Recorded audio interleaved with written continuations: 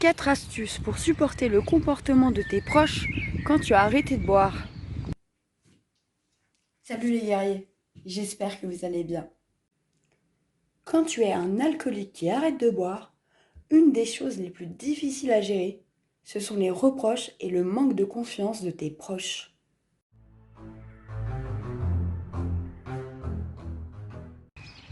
Malgré les préjugés, les relaxations et méditations régulières sont non seulement ultra bénéfiques pour ton cœur, ton corps et ton esprit, mais aussi très utiles pour désamorcer, je vais y arriver, les mauvaises émotions que tu peux éprouver dans les moments où tes proches t'agacent. Je te conseille de prendre l'habitude d'écouter soit une méditation, soit une relaxation, au moins une fois par jour, tout de suite après ton sevrage.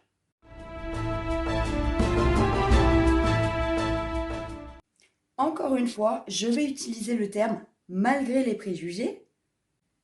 Non, tu n'es pas un lâche si tu fuis.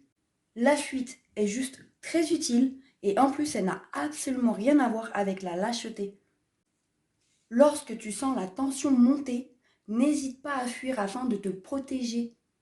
Si tu veux, tu peux aussi t'entraîner à faire des phrases explicatives toutes faites à l'avance afin de justifier ta fuite. Du style, pardonne-moi, mais ta façon de parler me donne envie d'ouvrir une bouteille. Et étant donné que je ne suis pas un lâche qui craque, je préfère arrêter cette conversation et m'en aller.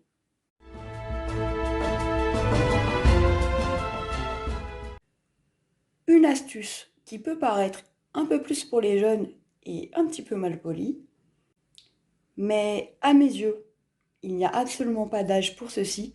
Et côté politesse, j'ai envie de te dire que le plus important, c'est quand même de réussir à arrêter de boire. C'est de prendre un MP3 ou la musique sur ton téléphone portable et de garder un écouteur dans une oreille le temps des conversations qui te stressent. Alors, bien évidemment, assure-toi que ta playlist de musique ne soit pas des musiques agressives, mais plutôt des musiques avec des good vibes. Genre, imagine, t'as un de tes proches qui te fait un discours hyper agressif, sauf que toi, dans l'oreille, tu es en train d'écouter une musique d'amour italienne, hyper romantique. Tu auras tout de suite beaucoup moins de tension en toi et tu géreras beaucoup mieux la situation. Et là aussi, tu peux aussi préparer une liste de phrases explicatives à l'avance aussi, au cas où on te reprocherait ce fameux écouteur dans ton oreille. La dernière chose que je te conseille, si tu en as le courage bien entendu, c'est de changer de sujet de conversation. L'idée est que non seulement tu détournes le sujet qui te stresse, mais aussi que tu abordes un sujet qui te passionne toi. Et là encore, tu peux prévoir des phrases explicatives au cas où ton interlocuteur réagit mal. Sur ce, n'hésite pas à me contacter si tu as besoin de plus d'astuces. Je t'envoie plein de love et je te dis à bientôt.